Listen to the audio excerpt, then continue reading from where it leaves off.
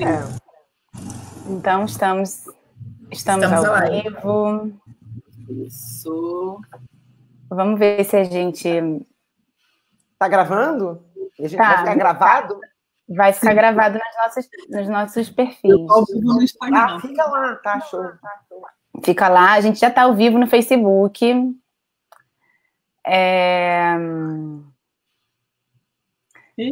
Vê se vocês conseguem checar aí, se vocês estão também no Facebook de vocês.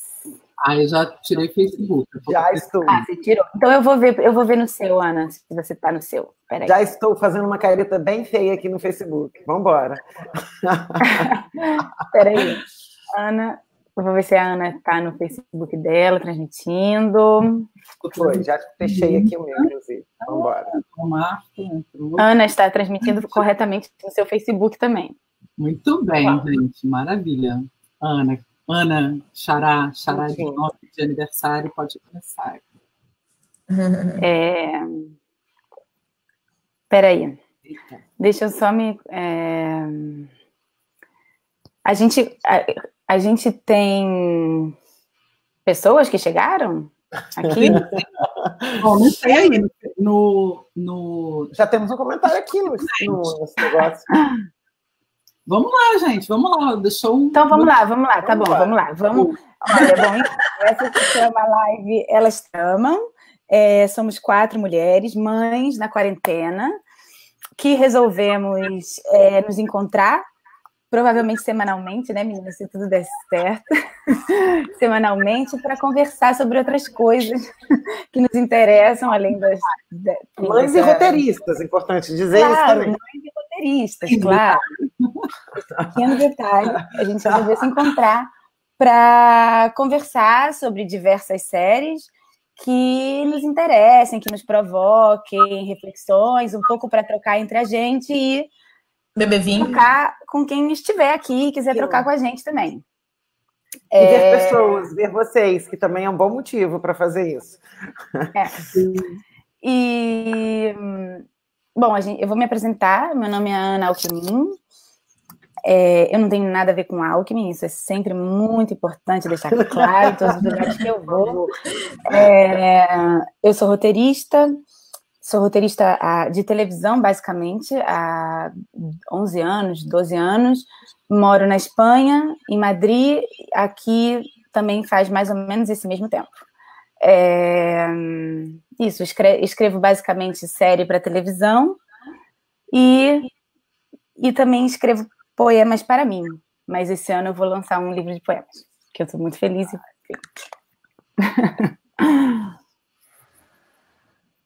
Pronto. Bom, quem é Ana? Bem, eu sou Alice Gomes, roteirista, amiga da Ana há muitos anos, né, Ana? Mais de 12. Mais de 12, antes da gente ser roteirista. E amiga de roteiro da Ana Pacheco e da Maíra. E vamos, hoje a gente começou essa proposta para falar coisas que nos interessam mesmo, e, enfim, vamos embora. Eu escrevo mais, digamos, para roteiros infantis, eu já escrevi muita coisa para televisão infantil, mas não só isso, e fiz também novela, e fiz documentário, e aí agora estamos aí na quarentena. Quarenteners. Vai, Maíra, fala. Olha uma empurrando para a outra. Né? Tem um áudio vazando, não sei de onde que é. Espero que não seja daqui. Né? Tem o quê? Tem um áudio vazando, ecoando. Não sei o que é. Mas depois a gente vê. Tá. Enfim, me apresentando rapidamente. Meu nome é Maíra, como está escrito aí na tela, Maíra Oliveira. Eu sou escritora e roteirista, como as minhas amigas aqui, e também dramaturga. Sou mãe do Pedroca, que tem 11 anos, vai fazer 12. E é isso, assim, estamos aqui para falar um pouco sobre roteiro, série e coisas afins e coisas nada a ver também. Sou Ana Pacheco também, sou roteirista, mãe, também como Alice tenho aí uma estrada mais trabalhando com um roteiro para o público infanto-juvenil, mas não apenas. E também estou assim, nervosa, né, nessa nossa estreia, mas animada também, porque uma proposta da Ana Xará da gente se encontrar e conversar sobre, sempre partindo de obras audiovisuais, né? Acho que a gente vai começar com série, mas não restrito a, estamos hoje a primeira, para a gente falar sobre, né? Todas temos em comum o fato da gente ser roteirista, e isso acaba marcando, né, nossas vidas e a forma como a gente vê o mundo e lê o mundo, né? Então, é um pouco sobre isso, né, essa live. Então, hoje a gente vai falar de Hollywood, né? A Ana pode começar aí, que tem umas primeiras palavras para começar a conversa. Olha só, para mim a Ana tá cortando um pouco. É para mim só ou para todo mundo? Você cortou agora, mas as outras não estavam cortando. Talvez seja a sua conexão. Eu tô meio cortada. Não sei se vocês também. Vocês estão bem? A gente está te ouvindo. Acho que talvez seja aí, Ana. Você congelou. Aquela que vai preencher a lacuna. Então. Acho que agora voltou, não sei. Tá oscilando. Voltou. Voltei? O problema? Era eu o problema? Sem corte. Está sem corte. Entendi. Cara, a minha internet anda bem ruim, assim. Pode ser que aconteça outras vezes. Enfim, se acontecer, foi mal. Não sei, Ana, como é que você terminou aí? Não, só... já é para eu começar a falar? Hollywood. A Ana Pacheco sugeriu que a Ana Alckmin falasse sobre a série brevemente, né? Dá um pontapé inicial aí. Sobre a nossa série. Que a gente vai Isso aí. Gente, assim, para mim tá bem difícil. Eu vou pegar meu celular. Se eu começar a cortar muito, vocês me avisem por aqui. Porque vocês para mim tão complicadas. Assim, tá tudo cortado. Enfim, a gente escolheu... Ai, gente, tá muito ruim para mim. Eu não sei se vocês estão me ouvindo. A gente está te ouvindo, mas cortou. Oi, Ana, a gente... Então tá, então eu vou falando. Qualquer coisa vocês me avisem pelo celular. Tá. Se a gente tirar quando a pessoa... Vai ouvir, a gente vai ouvir. Vamos nessa. Tá bom.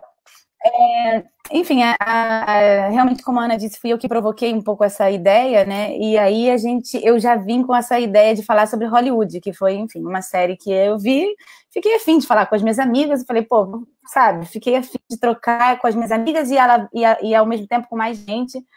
E aí sugeri Hollywood. Nos próximos a gente vai falar de outras séries, e, enfim, mais ou menos cada próximo encontro, uma de nós vai propondo outras séries. Então, a gente, enfim, decidimos falar de Hollywood, as meninas toparam, que é uma série... Bom, enfim, acho que não precisa falar sinopse, eu posso falar uma sinopse brevemente, né?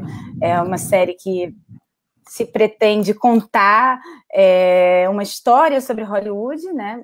Mas que não é uma pretensão de contar a realidade, criada pelo Ryan Murphy, e que está na Netflix, que é uma minissérie, na verdade, tem 7 capítulos, por enquanto, não sei se eles vão fazer,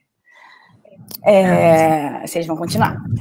E aí, o que eu acho interessante da série, enfim, todas as séries trazem em si um ponto de vista sobre o mundo, querendo ou não, mais explicitamente ou menos explicitamente, elas trazem um ponto de vista, um lugar no mundo, elas diálogo com o mundo, né? Mas essa série, ela traz isso especialmente, porque ela sublinha a vontade dela de dialogar, porque ela faz o presente dialogar com o passado dialogar com a série, né, com o passado que a série apresenta, e dessa forma faz a realidade dialogar com a ficção o tempo inteiro, né? Então eu acho que a gente, quando começa a falar da série, obviamente a gente vai acabar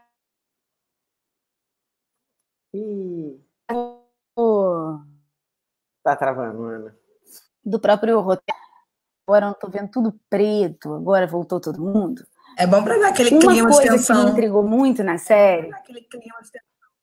Ai, gente, tudo uma coisa que me intrigou muito da série, que foi assim, falando com as minhas amigas, falando com meu marido, eu tenho uma amiga que ela começou, a gente começou a ver mais ou menos ao mesmo tempo, ela começou a ver antes de mim, ela tá aqui, que é a Vanessa, e ela falava assim, eu tô gostando, Ana, mas tudo dá certo nessa série, tudo vai dando certo, e eu sei que não foi assim a verdade, e isso é muito estranho, então eu tô meio perdida, não sei o que é isso. E é verdade, e aí tem essa coisa, né, da coisa da série que sempre se fala, dessa coisa do conto de fada, dessa alusão ao conto de fada, desse final feliz, e quando eu vi a série, eu falei, não é que essa série tem um final feliz, a impressão é que é um final feliz colado no outro, o tempo inteiro, as coisas vão se resolvendo, você fala, gente, mas é tudo assim, só que a gente sabe que não foi assim, na verdade, né, mas a série vai te trazendo esse clima, assim, tudo vai se resolvendo, né. E aí uma outra amiga minha, que acho que não chegou aqui, que ela disse que ia vir, ela falou, eu queria saber de vocês quando é que começa o conto de fada? Porque não está no início, no primeiro capítulo, essa ideia de conto de fada. Quando é que começa o conto de fada? Aí tá, fui lá com essas coisas todas rever a série. Aí, cara, eu falei, o que me intrigava na série era o comportamento dos personagens. Umas mudanças que os personagens tinham, automática do comportamento, eu falava, mas o que é isso? Tipo, não tô entendendo, como é isso? E que eu acho que, inclusive, as críticas, poucas coisas que eu li, que falam que a série era superficial, tem a ver com isso. Mas eu acho que não tem nada de superficial. Vamos ver o que vocês vão achar da minha teoria, que eu meio que fui tentar elaborar. Eu peguei a série, fui rever a série. Falei, bom, vamos ver, então, o que é essa série? Tem muitíssimos personagens, né? Tem muitas histórias paralelas e tal. E aí eu falei assim, não, mas qual é a trama? Essa série está contando muitas coisas, mas a trama sem a qual a série não é tal é a história de uma mulher, atriz negra, que é contratada como atriz do estúdio para fazer papéis secundários e de empregadas domésticas, que decide que ela quer ser protagonista de um filme. E aí... Calma. Desculpa. Calma, vai. Deixa eu falar. E aí, ela diz que quer ser protagonista de um filme. Por que eu acho que essa é a trama? Porque, a partir desse desejo... Assim, vamos falar do que é um roteiro, do que é uma trama principal. Um personagem protagonista tem um objetivo, se encontra um muro, impede ele de conseguir esse objetivo, terminamos o primeiro ato e ele vai, a partir daí, tentando resolver todos os problemas dele até ele se conseguir ou não o objetivo dele. O que se conta, principalmente, que se você tirar a série Kai, a série Hollywood, a história da primeira vez que uma mulher... calma, deixa eu só terminar, porque senão não vou conseguir. Vai lá. A primeira, assim, a história da primeira vez que uma mulher negra é protagonista de um filme. E todos os conflitos que vão surgindo depois vão surgindo para que esse filme possa ser feito. E todo mundo vai se acoplando nesse filme. Mas quem provoca a feitura do filme Meg é a Camille. Não é nem o Art, porque o Art vai fazer Peg. Quem provoca a feitura do filme Meg é a Camille. Porque o Art, ele ia contar uma história que era uma história branca. Só que a Camille, ela tem um corpo, ela não pode contar uma história branca. Então, porque o corpo dela não é branco. Então, assim, é o desejo dela que provoca isso. E aí, na consequência disso, que eu acho que vem essa construção. Tudo bem, gente, pode ser tudo viagem na minha cabeça. Tipo, mas eu adorei a minha viagem. Aí o que acontece? Ela põe em marcha, põe em marcha é totalmente espanhol, mas ela tipo, dá o pontapé para que esse mecanismo vá se desenvolvendo, para que possa ser feito o filme, e aí começam os comportamentos muito estranhos, porque tudo que acontece na vida privada dos brancos que têm poder acontecem para que para que o filme seja feito. Então, assim, tem o exemplo, a primeira mudança de um personagem que é radical, que é a do homem que é o segundo do estúdio. Como é que ele se chama? O Joclinhos, que é homossexual. Dick Samuels, maravilhoso. Isso, ele. Ele é um cara que, no início, ele é escroto. Ele não tá nem aí pra nada. Ele foi o cara que não... Entendeu? Ele era o cara que tava na roda da indústria. Até que ele tem aquele encontro, aquele quase encontro sexual com o Rock Hudson. E aí o Rock Hudson fala, tá, mas a gente vai transar, mas eu depois vou ter o papel, né? Aí é nesse momento que ele olha e ele fala, eu não sou essa pessoa. E aí o personagem muda da água pro vinho, e ele passa a ser o personagem que é capaz de falar, tá bom, vamos fazer então esse filme. Agora mesmo não tô entendendo meio cortado, nada. Tá tudo cortado. Bora. Enfim, isso acontece, E quem pega o bastão? Analisar, e acontece com todos os personagens. A filha mimada dos caras do estúdio, quando a mãe... Gente, a apresentação do personagem é uma mulher... Eita. Foi embora. Eu acho que a gente pega o bastão, né? De repente até falando... Vamos pegar bastão. Mas aí também a gente não pode contrapor a Ana agora, porque pô, ela nem tá ao vivo aqui com a gente. Ela vai voltar. Não sei, acho que a Alice podia... Porque a Alice manifestou ali uma vontade de falar da trama central. Não, porque a Ana sempre fala muito isso, assim, eu vejo que ela encara muito a Camille como a protagonista, vejo, ela sempre fala muito disso, assim, que sem nada, assim, se você tirar o Art também você não faz o filme, porque ele também é o roteirista negro, e o cara vetou o filme sem saber até que a menina ia ser atriz. O chefão, ele veta o filme só pelo fato do Art ser o roteirista. Sim. Então, assim, os conflitos, eles existem antes mesmo da Camille entrar. Ela potencializa, mas eu acho que os conflitos já estavam ali, sabe?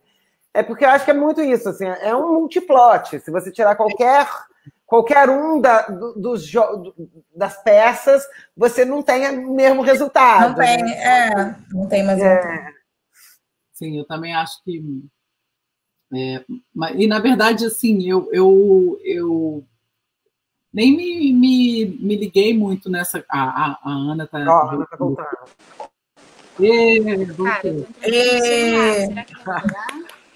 Vai. Vamos botar fé. Tomara que melhore. Tava muito ruim tudo? Já melhorou. Então demorou. Ajeita sua câmera, Alice, que ficou estranho. Tá, desculpem. Gente, mas aí... Enfim, termino? Ou vocês começaram outro assunto? A gente começou um assunto, mas pode terminar e a gente volta ao assunto que a gente começou, vai. Tá, aí o que eu reparei é que todos os personagens vão fazendo mudanças na vida privada, quase como para dar passo para que o filme aconteça. Esse personagem, o personagem da atriz, se cria toda essa coisa da competição entre a atriz é filha entre a Camille e a filha do dono do estúdio e tal, e aí quando a mãe fala que vai ser a Camille, a atriz fala, não, tudo bem, mãe. Do nada, assim, elas têm uma relação péssima, elas não se dão, o pai é um horror, a mãe é um horror, a filha é um horror, e quando eles falam isso, a menina fala, tudo bem, mãe, você tem toda a razão, ela é muito melhor que eu, você tem toda a razão, e eu te admiro por ter feito isso. Então, assim, parece que você tem micros finais felizes o tempo inteiro. O tempo todo. Por causa disso. Porque as coisas vão se solucionando muito fácil. Menos para Camille, que é a que quer fazer o filme, e para o Art. A única pessoa que explica a transformação e que se explica a transformação é o Art. Que ele diz... Camille, quando dizem que ele não pode assinar o filme, ele diz, Camille, você tem toda a razão, vai lá e faz. Eu fui contar a história deles achando que eles seriam meus amigos e eles não foram. Então vai lá você e faz. É o único que cambia que muda o coisa e se justifica. Aí eu leio da seguinte forma, não sei o que vocês vão achar. Eu leio assim...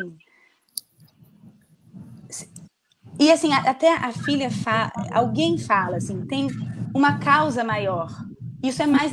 Eu leio assim, tipo, fazer esse filme é mais importante do que a sua hipocrisia, do que a sua vaidade, né, dos personagens que estão ali. Então, e é tipo assim, e é tão mais importante que eu não quero nem saber, eu como criador que crio esses personagens e estou contando eles, eu não quero nem saber por que a menina atriz resolveu que agora a Camille é melhor que ela. Foda-se. Tipo, eu não quero saber por que o cara...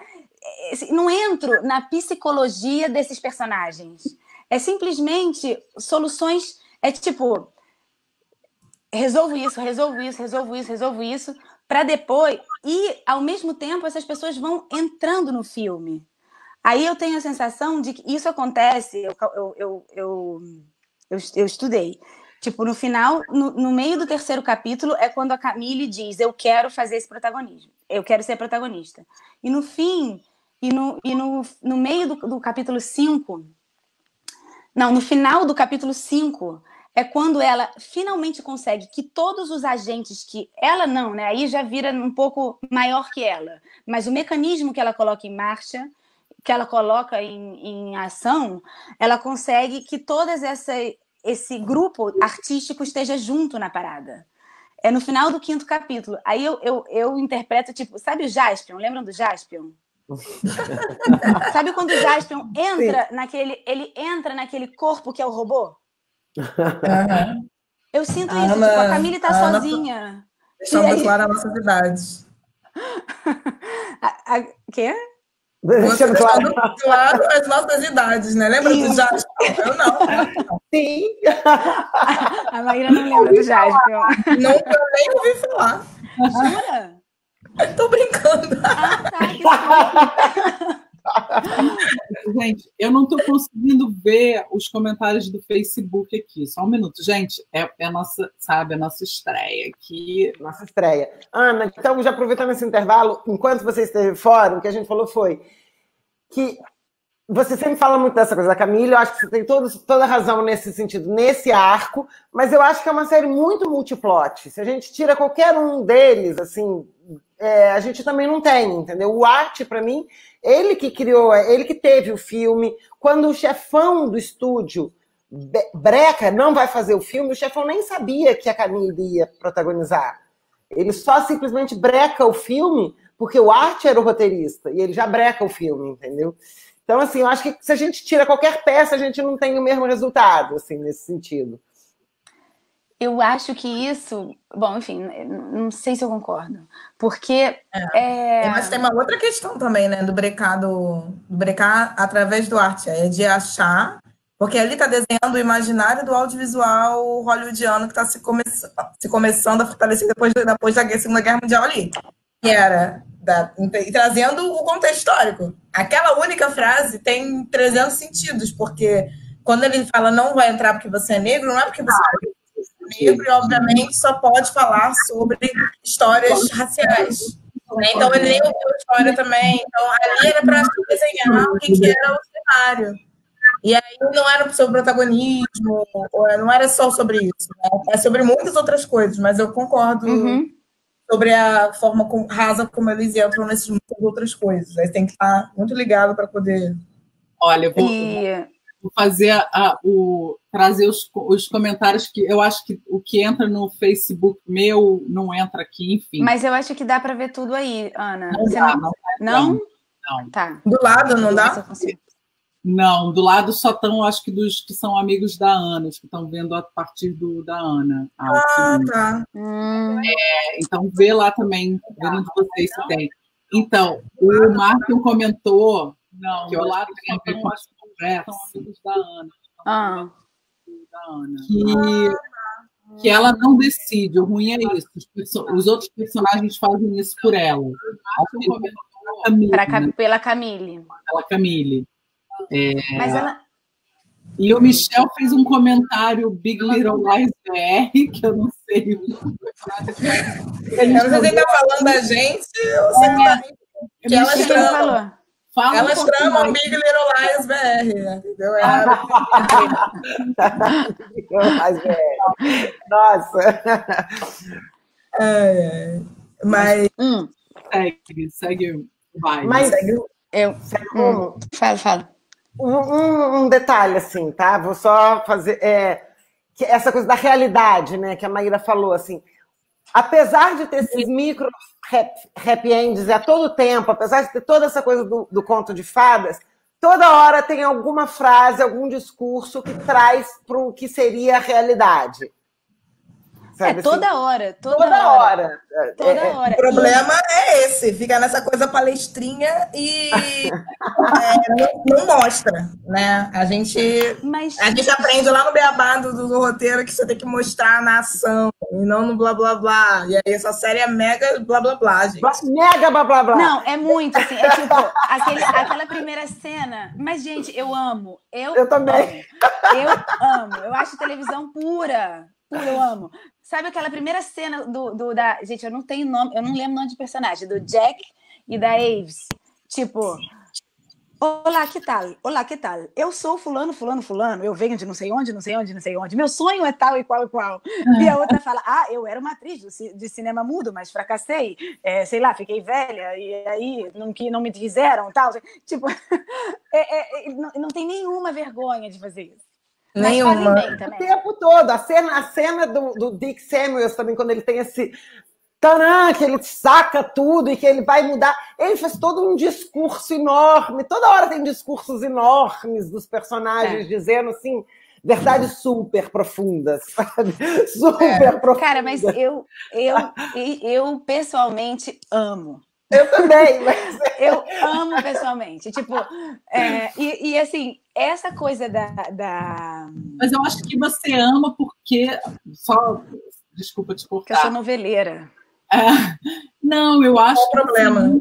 Depois que você entra na chave conto de fada. Entendeu? Tanto que eu, por exemplo, quando eu vi o primeiro episódio, eu falei, não sei se eu tô a fim de ver Anos de Ouro de Hollywood, não sei. O primeiro episódio é totalmente diferente do resto. De tudo. É impressionante. De tudo. Ele parece um prólogo, na verdade. Depois que você entra, você fala assim, caramba, é um conto de fadas. Caramba, é justamente brincar com isso que a gente, como roteirista, como criador, a gente sempre desconfia dos happy ends, né? A gente sempre... Acho que a gente é de uma geração... Né? Os anos dourados de Hollywood eram os anos que esse happy end a galera fazia sem problema algum, né? Sem uma crítica. A gente já é de uma geração que o happy end é criticado, é colocado em xeque, né? E aí, de repente, você fala assim, não, olha só, é um exercício de e se tudo fosse dando certo, né? Mas esse happy end... Eu mudei a chave, assim, né? Mas esse happy end tem outra conotação, totalmente diferente, porque, na verdade, ele está dialogando o tempo inteiro com o bad end, com o sad end, né? Ele está dialogando toda hora com um final triste. Então, na verdade, quando tudo o que se apresenta na série. Porque aí o que acontece? Para mim, como que eu li isso? A gente aprende, estuda e estrutura, e a gente aprende a pensar os roteiros e as séries que a gente vê. Depois que está colocado o objetivo do protagonista, assumindo ou não que seja a Camille, mas enfim, vamos fazer esse filme ou não? Vamos conseguir ou não fazer esse filme? A história, depois que se coloca aonde ela vai, a gente vai de conflito em conflito, normalmente. A gente vai, tipo, Breaking Bad, o cara quer deixar o dinheiro para o filho porque ele vai morrer de câncer. Ele vai de conflito em conflito, conflito em conflito, até acabar a história. E essa história vai de resolução de conflito em resolução de conflito. Um personagem resolve um conflito e entra no filme. Outro personagem resolve o conflito e entra no filme. Então micro happy end, até formar esse corpo do Jaspion que vai junto lutar contra as forças antagonistas que já estão fora do estúdio, que já estão na sociedade. Mas, ao mesmo tempo, cada solução fácil que o roteiro dá, eu estava até falando com meu marido, que é roteirista também, cada solução fácil que o roteiro dá é uma carta que ele apresenta dizendo: essa solução fácil nunca aconteceu, essa outra nunca aconteceu, essa outra nunca aconteceu, sabe? Então, mas esse paratexto... Não tem essa carta. Esse paratexto aí só tá para quem conhece o contexto histórico, para quem tá... Tudo bem. Não, e a gente também... Para a gente chegar nesse entendimento, a gente tem que estar mergulhado em outro... Total. Total. De mundo, que exige... Então, eu acho que tem esse texto um pouco ali, inclusive às vezes claro demais, tipo quando eles falam: nossa, se a gente colocar uma protagonista negra, você não sabe, no Sul eles falaram que vão boicotar, sabe, assim, eu acho que tem muito, eu acho que ele vai jogando. Também fala quais são os problemas. Então, mas ele fala, é isso que a gente está falando do blá blá blá. Esse falar não está mostrado ali num contexto real, né? Porque se você pega uma personagem, a Camille, que a gente, por vivência, sabe da densidade possível, né? E não apresenta o backstory dela, não apresenta em momento algum, gente. Ela é uma personagem extremamente plana e não apresenta o backstory dela. Então, como que você fala, como que no blá blá blá, no discurso, o filme, a série pode dar essa impressão? É isso que eu fico intrigada. Estrutura versus... Como é que ela pode dar qual impressão? Como que você pega uma estrutura onde você constrói uma personagem plana, planificada, sem apresentar o backstory dela, né, e acredita que vai estar passando algum tipo de mensagem apenas com um diálogo expositivo? Né? Porque aí é um conflito que eu acho que é do né? Você não pode apresentar uma estrutura que não contribui para que a mensagem seja passada, porque senão você vai ficar na novela e no discurso e que vai virar o quadrado preto do Black Tuesday, Blackout Tuesday, sabe? A estrutura não é para isso. Eu acho que se propõe a ser um plot e tem personagens muito mais envolvidos do que outros, ou seja, tem um desbalanço ali absurdo, e esse desbalanço pende para o lado dos personagens que eu chamo, né, e todo mundo já deve ter ouvido falar, de White Savior. Sim. Para esse lado. Então, nesse sentido, eu concordo com a Alice. Não tem nada a ver, não é sobre a Camille, em momento nenhum. A gente nem sabe a opinião dela, né? A gente não sabe direito. Ela não tem esse diálogo que todo mundo tem. Gente, mundo eu quero só dizer que eu não estou ouvindo mais nada, então por isso que eu não estou falando nada. Esses diálogos que a gente falou super expositivos, a gente tem ela falando o desejo dela interpretar aquela ali. Ela meio que manipulando o namorado aquela hora para interpretar. Esse é o maior dialogão assim, que ela tem, digamos. Mas a gente não está sabendo nada dela, realmente. Os outros todos são verdades profundas, sabe? Assim, umas coisas assim, tipo, o cara que fala que descobre que não ama a mulher sabe, falando ali numa night, numa festa, ele faz um diálogo que ele descobre que não ama mulher. Caraca, eu não sabe assim.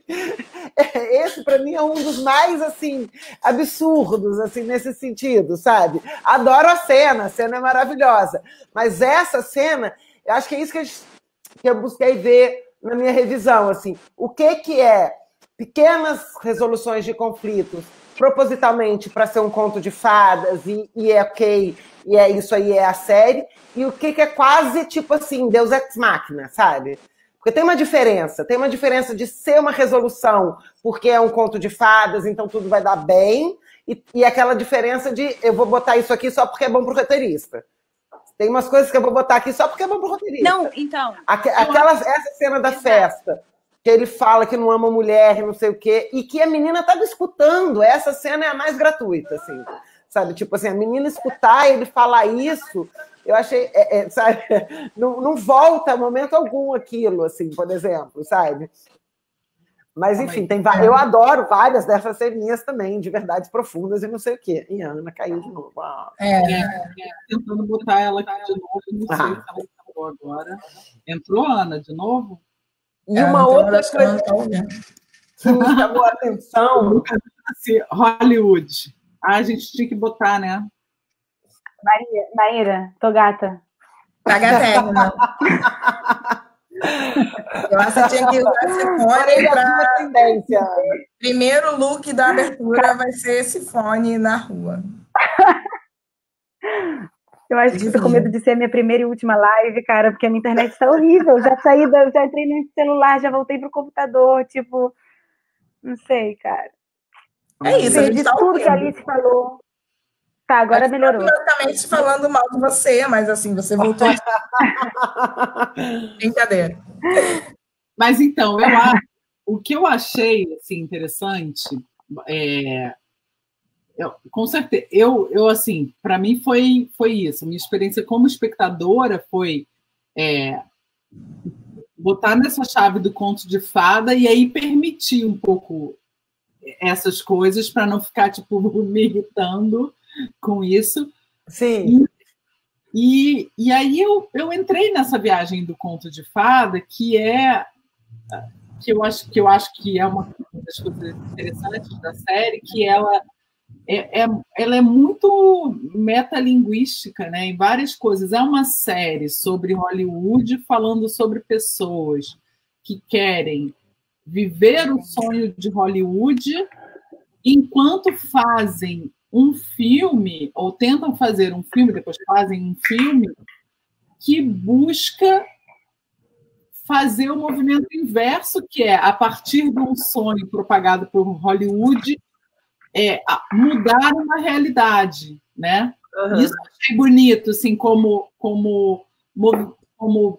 grande trama da série, não indo nesse lugar eu concordo, que eu acho que a Camille, eu entendo que ela é uma peça crucial, mas é quase como ela é uma peça que é colocada para cá, para lá, para cá, e a gente não vê tanto ela agenciando mesmo, né?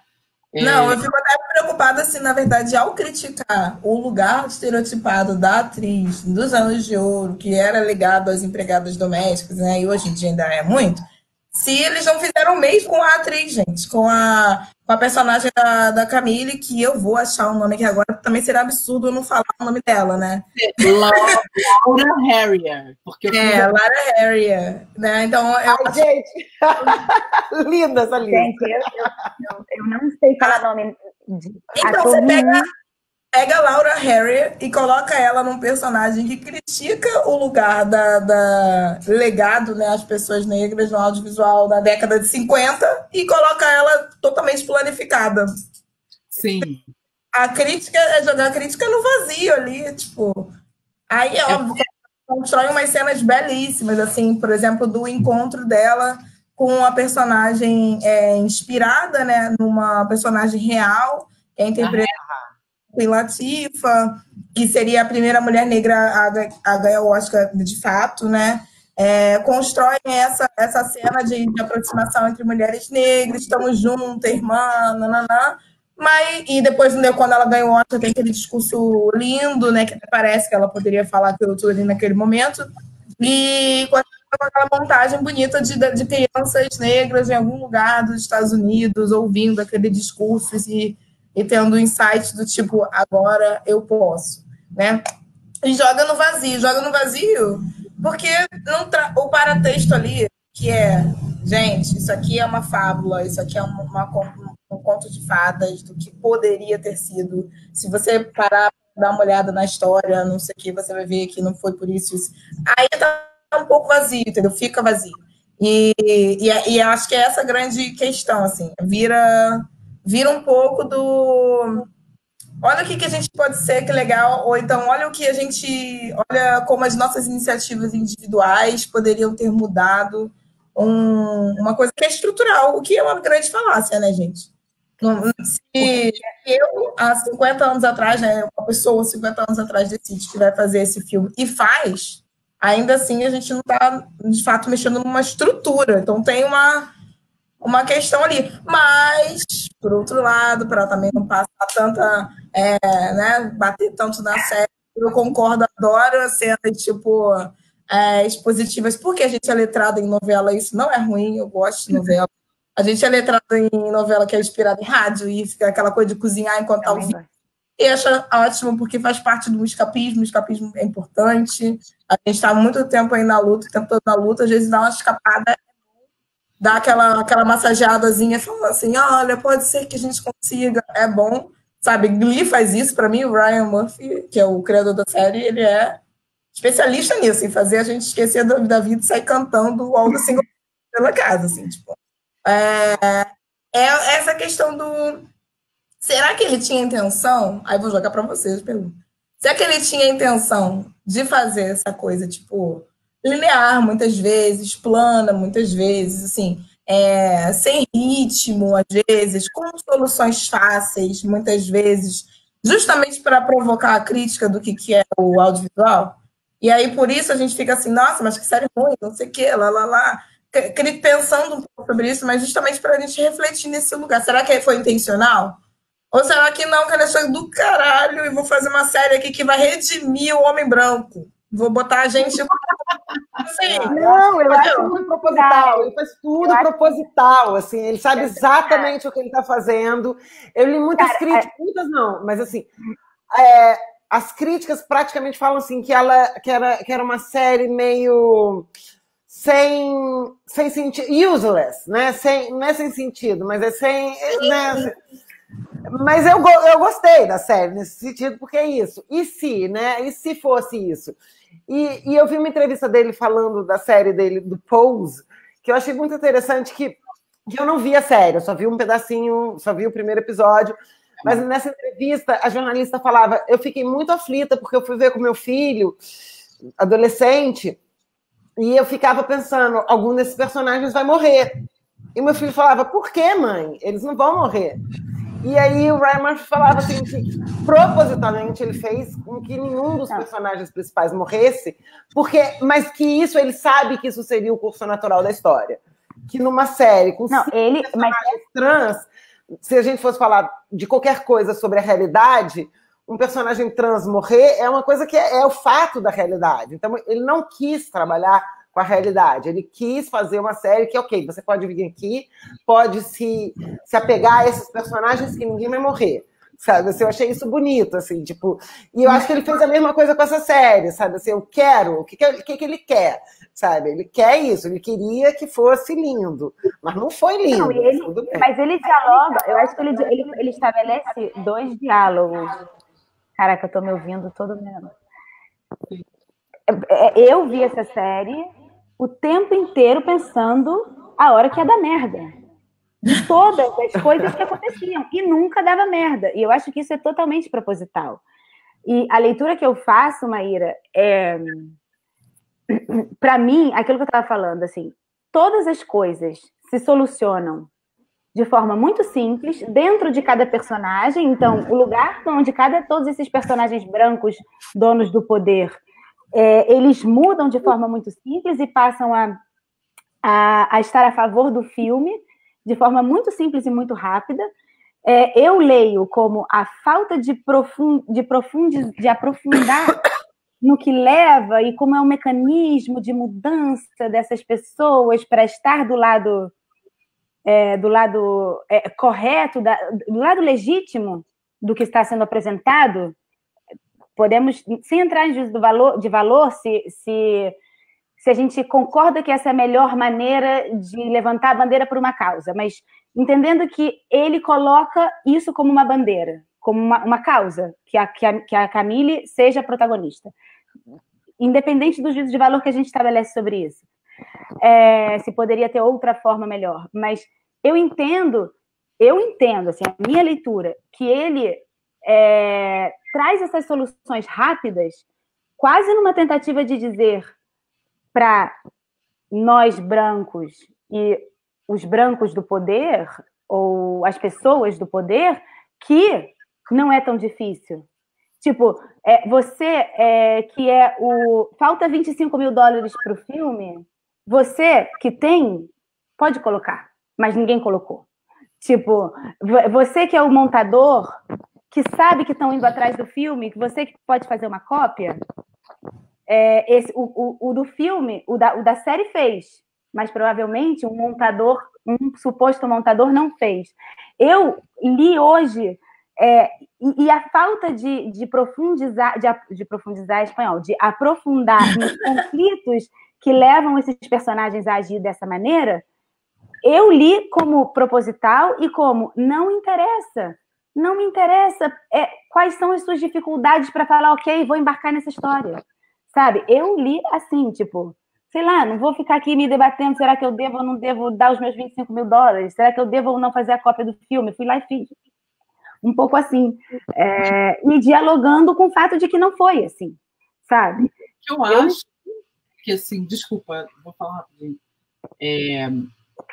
Ouvindo, né, o que a Maíra falou, eu não sei o quanto isso é totalmente consciente ou o quanto isso, de fato, é uma limitação, assim, porque se você está fazendo esse conto de fadas em que tudo bem, assim, né, o cara, ele recriou, né, a história do Rock Hudson, né, que era um ator galã, que era gay, mas que naquela época, para ser aceito e tal, né, não escondia que era gay, enfim.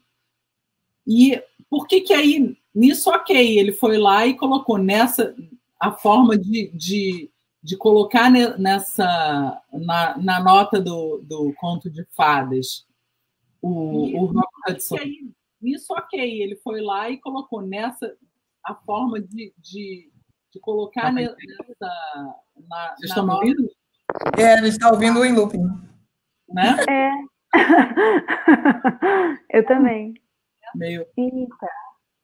Mas por que com a Camille ele não colocou ela como uma personagem que tenha agência?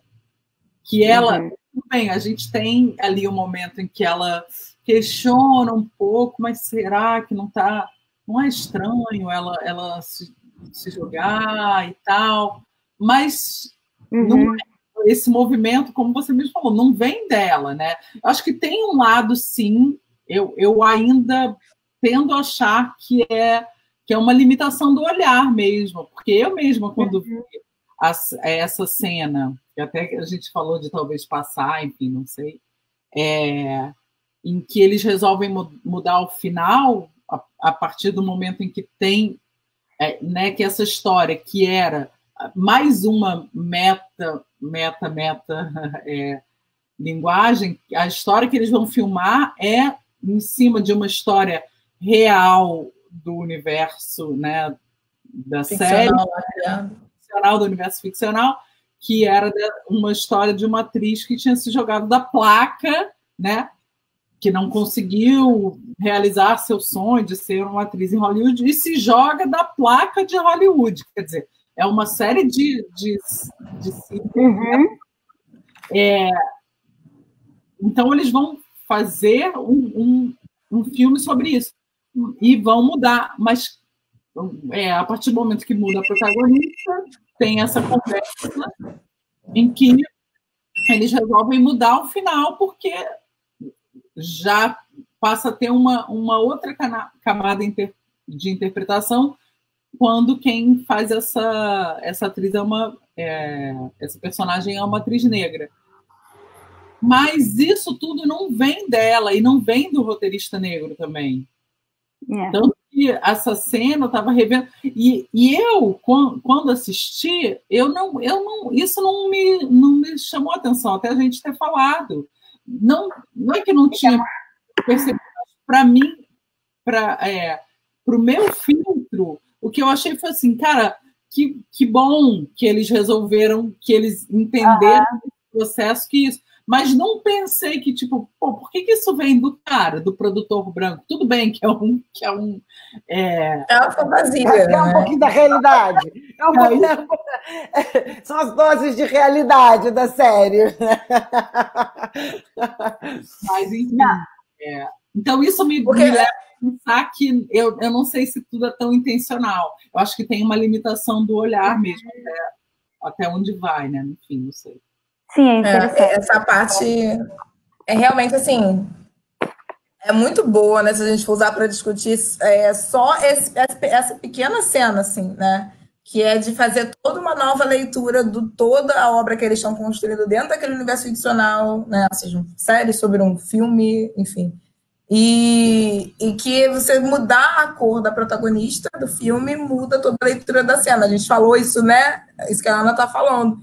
Mas aí depois eu fiz essa provocação sobre por que isso partiu do produtor e não da atriz e do roteirista, mas também tem uma segunda provocação junto, que é por que que nesses filmes assim, que a gente vê hoje as pessoas sendo subrepresentadas, sejam elas mulheres ou negros ou LGBTQI+, né? A subrepresentação que a gente vê, né? Aquele personagem protagonista, ele tem que ser sempre bom, ele não tem falha de caráter. Então a gente pode até colocar, a gente aceita colocar uma protagonista negra, ou um protagonista LGBTQ, ou um protagonista, a gente aceita, desde que eles façam a coisa certa, né? Aí usando até a frase do nosso querido Spike Lee, porque é isso, né? Não é que ela não pode pular do aviso do sign lá do Hollywood e se matar, porque isso pode dar uma mensagem errada para as crianças negras que estão assistindo. Até porque tem pouco tempo antes na série, eles achavam que não vai ser exibido no Sul, então também uma motivação fica ali meio frouxa. É muito mais porque, ela não pode fazer a coisa errada. Ela tem que ter toda da mesma maneira que a empregada lá doméstica representada tem que ser engraçadinha, né? Tem uma outra cena da personagem da Camille, que ela faz uma pontinha num filme, em que ela fala a fala dela de uma maneira, né, normal, e aí o diretor vira e fala, não, fala agora uma piada. Ela, mas é uma piada? Essa cena também é muito boa. Não é, mas faz o que eu tô falando. E aí ela faz aquele trejeito de mommy, né? Da empregada doméstica mommy, que até é muito discutido vários intelectuais, né, negras e tal, que falam como esses estereótipos moldaram o imaginário da nossa sociedade, taraná. E então, assim, aí eu fico me perguntando uma outra coisa, por que ela não poderia se matar? Era para servir o deleite, né, da produção também branca, do tipo assim, nossa, nós estamos fazendo a coisa certa, né, então olha como nós somos legais, e na verdade não complexifica de novo, nem a personagem da Camille, nem a personagem que a Camille interpreta, que é a Maggie. Uhum. Então, tira dela a possibilidade dela tirar a própria vida. Então, assim, na verdade é uma discussão teoricamente sem fim, né? A série inteira poderia ser só sobre isso. Assim. Mas essa coisa de ela não se matar, eu acho que ia acabar acontecendo ela sendo negra ou não. Porque eu acho que, assim, você criar todo um filme para uma personagem que vai se matar... Não é Hollywood.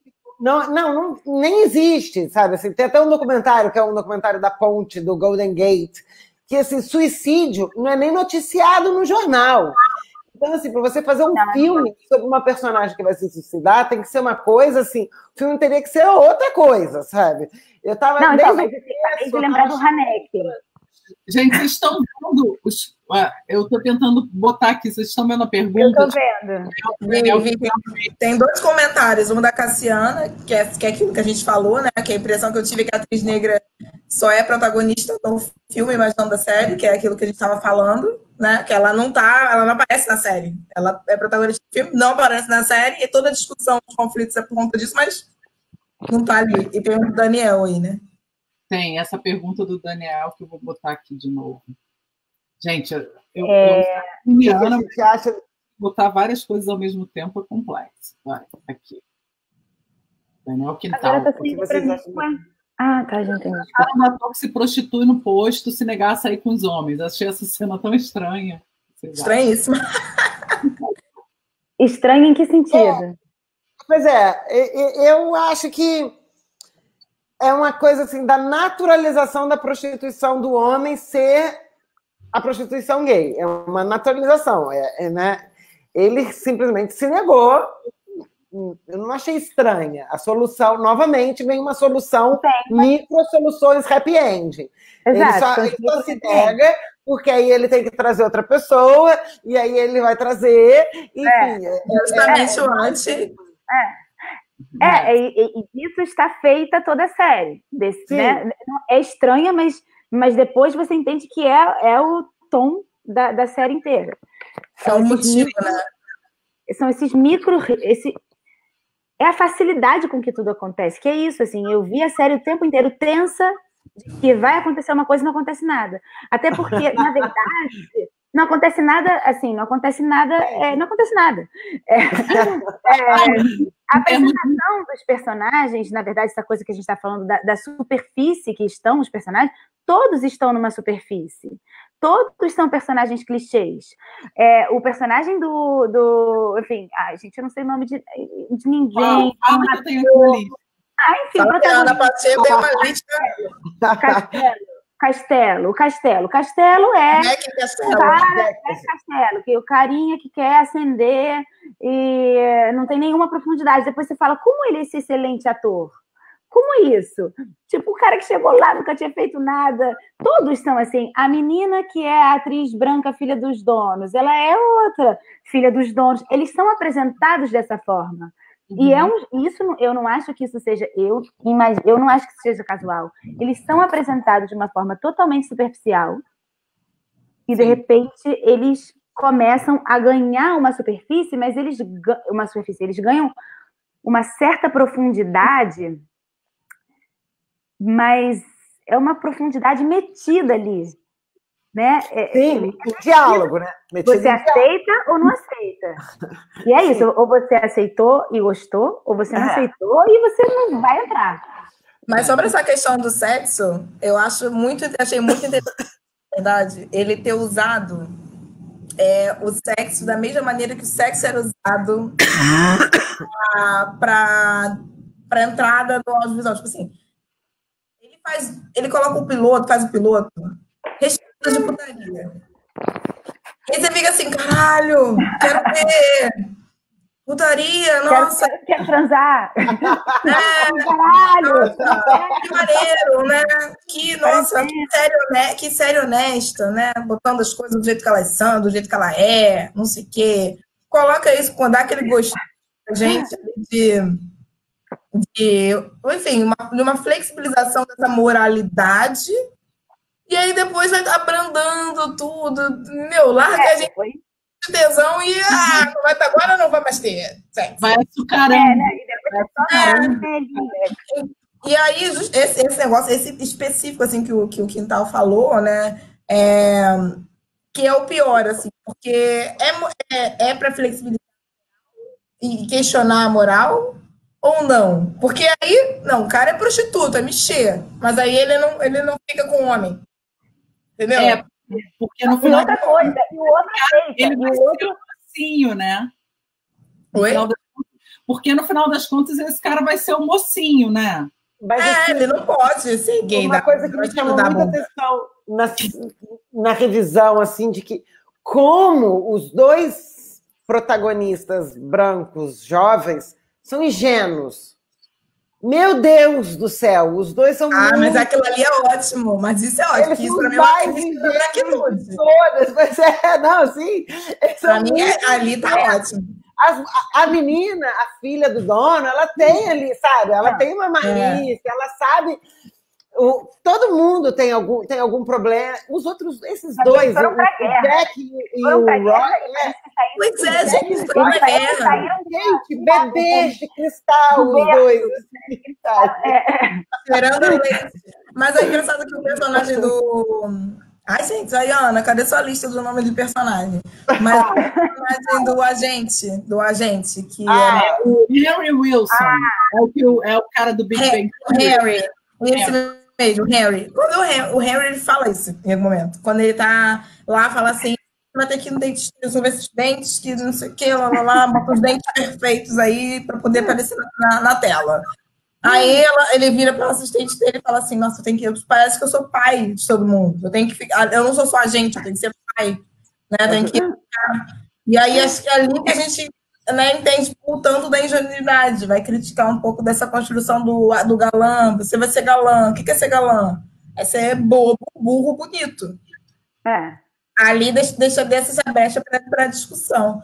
Mas eu acho que o melhor personagem, assim, de nível de profundidade, de desenvolvimento e tudo mais, é o personagem do produtor executivo, que a Ana Pacheco vai falar para vocês o nome, porque eu não lembro. Dick Samuel. Ele é maravilhoso, porque tem aquela coisa, eu acho que todo roteirista se coloca em algum lugar no produto que constrói. Em algum lugar está ali. Eu acho que o Ryan Murphy está ali, naquele personagem. Ou gostaria. Porque é ele que está totalmente desenvolvido e que a gente vê o conflito, que a gente... Sim, hoje... A entrevista Mas uma pergunta que eu quero fazer... Vai, fala. A entrevista que eu ouvi hoje do Ryan Murphy, a mulher perguntava se ele era esse personagem. Ele fala assim, que ele já foi em algum momento, mas que ele não é mais, digamos assim, sabe? Ele se identificava com o personagem, mas que não é exatamente, mas enfim.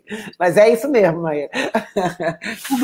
Ele não precisa falar o backstory dele, né? O backstory dele está sendo mostrado. É isso que eu fico questionando nos outros personagens, assim. O backstory dele aparece, né? E é um pouquinho em cada episódio. A gente vê essa construção, né? Vê a curva ali, né, dramática acontecendo. Com os outros, não, tem que mostrar. Por exemplo, tem uma cena absurda no meio da série, agora eu nem lembro qual episódio, vou até procurar, que eu fiz até um resuminho de episódio, que é o episódio 3, que o agente, o Harry Miller, dança igual a Salomão, com os tecidos, assim, não sei o quê. Assim, depois ele pega e pede pro dormir com ele de conchinha. E depois aquilo ali nunca mais... Não, mas esse personagem tem um giro também. Esse personagem tem um... Que é quando... Eu acho que é aí mesmo. Ou na seguinte sequência, quando ele se dá conta de que ama. É muito depois ele pega e fala assim, não, acho que eu tô apaixonado, mas depois ele fala. Ele pega e vai lá e fala. Ele não mostra. Mas olha só, a minha pergunta que eu queria fazer para vocês é a seguinte. Vou colar aqui comentários, tá, gente? Que eu tô... Você está moderando. Mas posso fazer uma pergunta antes da pergunta do comentário? Eu queria fazer uma provocação, assim, porque a gente está analisando esses personagens quando a Maíra fala desse aí, que é o melhor. O produtor.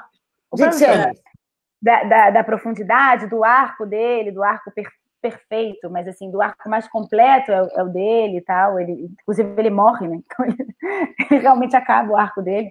Mas eu fico pensando o seguinte: será que, para a história que ele queria contar, o Ryan Murphy, ele precisava, assim,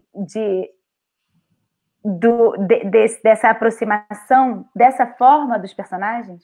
Tipo, ele não sabia contar esses personagens, ou ele realmente se utilizou de dessa falta de profundidade para dizer alguma outra coisa. Como é um gênero, né?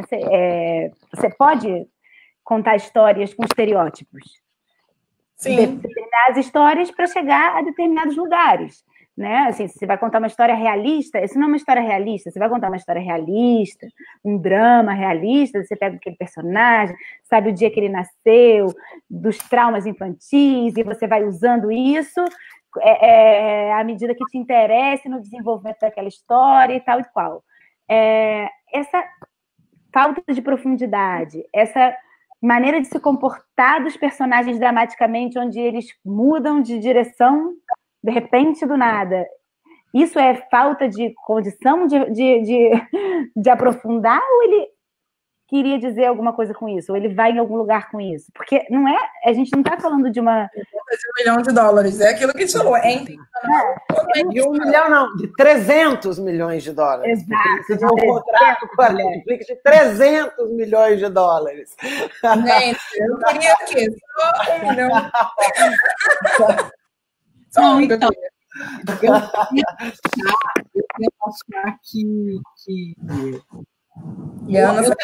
a maior parte das coisas é intencional, mas que tem limites, entendeu? Tem limites de visões, e aí eu acho que talvez até o próprio Ryan Murphy possa ter sofrido algum tipo de limitação também. A gente nunca sabe desse processo, então, de por que tomar essas decisões. É muito difícil a gente dizer isso, enfim. O comentário do Marton é um vilão, o do Bazinga é o Henry. Que é só mal, e falando nisso, quão desnecessária é a cena dele dançando vestido de mulher. A cena que a Maíra estava falando. Gente, essa cena é muito minha intenção é que essa cena ela serve para quê? Para a gente ter um vislumbre muito rápido de qual que é o backstory dele, e a gente não se desconectar dele completamente, para que no final a gente tenha algum tipo de empatia, e se tiver uma segunda temporada, e a gente consiga seguir na trilha com ele, porque só mal. Não, ele é mal, vou ficar uma coisa bem... E vamos eu acho que não teria, eu não sei, eu vejo pela obra do Ryan Murphy também. Se a gente tivesse alguma segunda temporada, acho que seria alguma coisa meio antologia, sabe? Eu acho que ele poderia pegar outro aspecto de Hollywood para fazer outra série. Eu não vejo muito como ele tendo feito qualquer concessão nos personagens por causa de uma segunda temporada, sabe? Eu acho que ele fez porque era dentro do estilo dessa série e dessa temporada salvar todo mundo. Então ele tinha que salvar esse personagem também, sabe? Assim, olha, e também tem algo de como chama isso? Não sei, característica do melodrama também. Desculpa, eu falei. Vou só responder o negócio da cena comentários. Vou responder, vou completar o negócio da cena desnecessária. Também a série tem muitos momentos que são, esqueci a palavra essa, que são expositivas, que são por pura diversão, mas não é diversão a palavra, por pura... Demonstração? Não. Assim, por puro desfrute de alguma coisa, né? Tem isso, tem tipo... Por exemplo, todo o Oscar, mal comparando, mas assim, as cenas, tem muitas cenas que não são funcionais dramaticamente apenas, que são meio um pequeno espetáculo, né? Um pequeno... que te dá aquele, sei lá, que você desfruta de alguma maneira, mas é só pelo desfrute. A série tem muito isso, não vou lembrar agora, mas tem. Mas até esses próprios diálogos, eu nasci não sei quando, não sei o quê, isso é puro, assim, não é uma série enxuta que você fala assim, isso serve para isso, serve para isso, serve para isso. Apesar de que eu concordo com a Maíra de que sim, acho que pode ter essa função para a gente falar, coitado. Essa é aquela parte que aquele cara que dança. Essa é aquela parte que o Save the Cat chama de fun and games, né? Aquela louca do Moraes, né? Que aquela coisa que vem altas aventuras que a criançada agora, né? Bota aqui uma festa no meio. É isso, ele seguiu esse manual aí do Save the Cat. E eu concordo quando o Rafael Quando o Rafael Leal fala da pergunta... Gente, onde está o Rafael Leal falando? Não vi. Ele falou isso aqui no Face, e aí a Ana... Você não está vendo? Maíra. Falta de condição é uma característica do melodrama. Para mim é total melodrama. É restaurar. Pra mim é característica do melodrama também. Ele usa, né? E usa muito bem do melodrama, senão não estava aí fazendo trilhares de série, ganhando trilhares de Emmys e prêmios e quem a gente faz coisa, né? De restaurar a condição social. No final, é isso que acontece, gente. A gente tem microconflito, mas aí a gente restaura a paz social, a gente restaura o status quo no final da série. Então, é uma série que é totalmente também didática nesse sentido, né? O melodrama tem essa função aí de restaurar a condição, o status quo no final. A gente sai com essa moral também, né? De que, ó, faça a coisa certa e aí a gente pode continuar e vamos em frente, entendeu? Inclusive, o filme é salvo. Ele vai pra fogueira, depois ele é salvo, né? Não, tudo é salvo. Tudo é salvo. Tudo é salvo. O filme sai do Oscar com todos os prêmios. Menos o... Mas tem algum que quem não ganhou? Ele não ganha... Melhor ator não ganha. Só esse. Tá. Porque aí mas, gente, agora uma pergunta. Mas vocês não acham muito legal quando isso está acontecendo? Tipo, quando vocês chegam no 7º capítulo, vocês não pegam o brigadeiro, começam a comer brigadeiro e falam, ai, que legal. Vocês não sentem isso? Mas eu já estava sentindo desde antes, assim, sabe? Vai dar tudo certo. Eu senti isso no quinto capítulo, que começa aquela reunião no meio da madrugada, que a Avis chama a galera, então, que é para decidir se vai ou não vai pro filme, no meio da madrugada, ela começa, não vou fazer porque não quero quebrar, papapá, e o Dick vai e fala, cara, o que você tem a perder?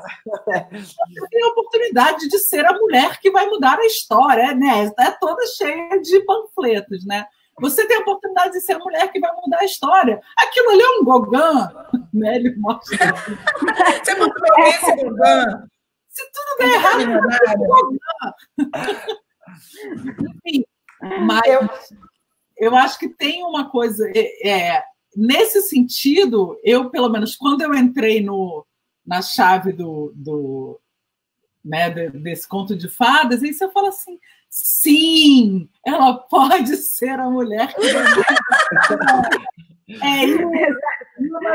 Power, e aí tipo, enfim, e aqui está um comentário que eu estou moderando aqui os comentários, o Rafael Leal, que está feliz que está no gerador de caracteres aqui aparecendo embaixo. Sim, nem entendo o que é isso. Eu também não entendi o que é isso. Ele está aqui, a frase dele está aqui. Entendi. Sacado.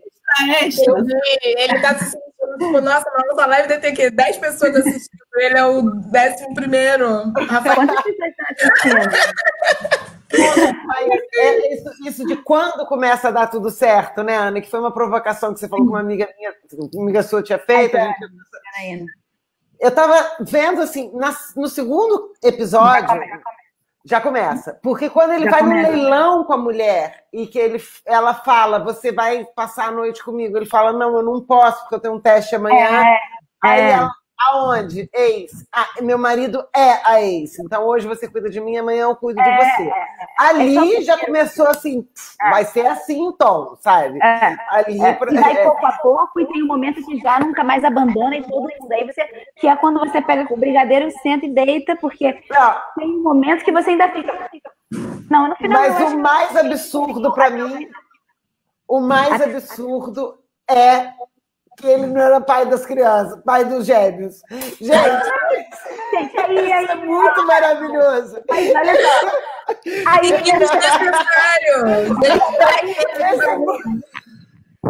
Por que ele não é pai dos gêmeos aí? Porque o que essa série quer passar a impressão pra gente? Porque vamos combinar, né? Eles fazem análise de público. Eles sabem que quem vê essa série são mulheres comendo brigadeiro na frente da televisão. Eles sabem que a gente... É isso. Porque essa mulher, ele não podia ser tão filha da puta. Essa mulher tinha que ser muito esperta. Claro. Ele tinha que ser muito esperta, porque senão a gente ia rejeitar também. Tipo assim, esse personagem protagonista, eu ia rejeitar. Ele traiu a pessoa, traiu, não sei o que, no final, para ele seguir a vida com a filha da Ace, filha do Ace. Ah, não, gente. Eu não fosse filha de outra pessoa. E a solução do tipo, a sua mãe não ficou puta porque eu tô ficando com você, apesar de eu ter comido ela muito? Não, ela não ligou. Comido muito mesmo, né? Não, primeiro, segundo, terceiro episódio, sei lá o que, o cara pegando a mulher por trás da escada, né? Vamos falar por isso, claro. Mas isso, assim, mas a parada é a seguinte, se isso não tivesse relação com a realidade, tudo bem que aí já está totalmente extrapolado, né? A mulher que os gêmeos não são dele e a mulher seguiu o próprio desejo naquela época de ficar com o companheiro dela de trabalho e ficou, e transou, engravidou e não falou nada e seguiu, e de repente ela fala. Então, assim, nessa cena, por exemplo, se ele joga com o fato de você esperar a reação que você espera de qualquer série, quando se chega naquela cena, o que você espera? Que esse cara vai virar bicho. Você espera uma reação machista do cara. E isso ele faz o tempo inteiro. Então, assim, você espera essa reação pelo que você vê nas séries, nas outras séries todas, pelo que você vê na realidade, e não acontece. Então, a série frustra o tempo inteiro as expectativas de que tudo dê errado. O tempo inteiro, isso vai dar errado, dá certo, isso vai dar errado, dá certo, isso vai dar errado. E é o tempo inteiro, vira um estilo da série. E é impressionante, na verdade, analisando por esse estilo, como ele consegue fazer isso até o final, na verdade. Porque eu falei assim, não, no Oscar eu já deitei, comecei a ver Brigadeiro, já sei que vai dar tudo certo, mas não sei. E, na verdade, quanto mais as coisas vão dando certo, mais eu fico achando que vai chegar uma hora que vai tudo dar errado. É merda, né? E só não, assim, isso é legal, e eu só acho legal porque eu gostei da série, eu só acho legal porque, no fundo, isso tudo tá realmente dialogado e criando uma segunda narrativa com o que acontece na realidade, né? Inclusive com a nossa expectativa sobre a ficção, sobre o que é uma ficção, como a ficção se constrói. E aí, depois de 1h18 da nossa live, eu entro no ponto em que eu mais queria falar. Eu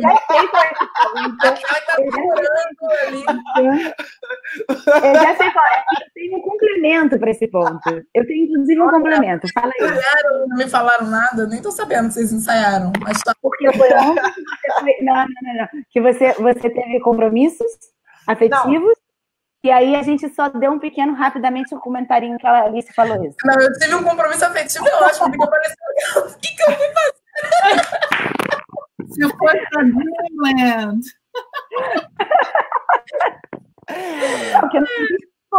Eu fui sucinta, fui resumida e tipo, discreta. Não. Aí a grande questão, assim, né? Qual é a utilidade de você reinventar o passado? Ai, não sabia que era essa não, pensei que era muito mais superficial, dessa aí eu não tenho nada para completar.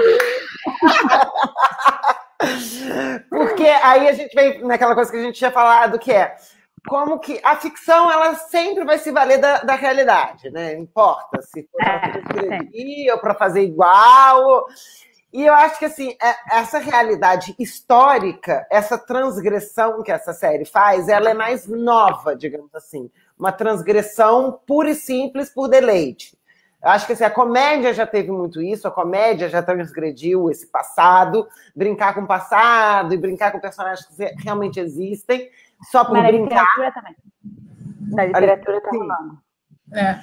E aí agora a gente vê isso no audiovisual rolando muito. Então a gente tem o filme do Tarantino, Era Uma Vez em Hollywood, que é exatamente a mesma coisa dessa série. O Tarantino, só que o Tarantino simplesmente escolheu uma época de Hollywood que ele gostava mais, que é os anos 70, uma atriz que ele gostava mais, que era a Sharon Tate, e deu um final feliz para ela. O Ryan Murphy foi lá e pegou a Hattie McDonald lá, o Rock Hudson e a Anna May Wong, né? Isso. Ele pegou esses três, que ele fala que era um personagem que ele sempre gostou, e ele quis dar um final diferente para esses três. Mas aí, se a gente for, por exemplo, para uma outra série que tem na Amazon, que é o The Man in the High Castle, que é simplesmente um passado, é uma distopia passada no passado.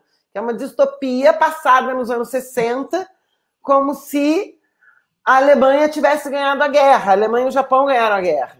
Então, e tem também a que é baseada na série do no livro do Philip Roth, que é Conjura, em espanhol é Conjura contra a América, algo assim vai ser em português também, que é como se os Estados Unidos tivessem... The Plot Against America.